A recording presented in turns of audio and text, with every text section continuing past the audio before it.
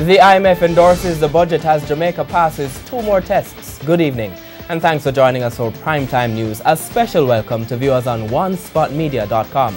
I'm Archibald Gordon. And I'm Doreen Samuels. Also this evening, the Bank of Jamaica steps in to slow slide of the dollar. The government says it will not support a boycott of TT goods at this time. Education Minister seeks to assure schools about funding. In the financial week, Tourism Minister to position Jamaica as a shopping destination. There's also sports commentary, e-prime and weather in this newscast. But before the break, the feedback question. We're asking, do you think the government has taken the right approach in not supporting a boycott of goods from Trinidad and Tobago at this time? Share comments online, facebook.com/Television Jamaica and tweet at Television Jam.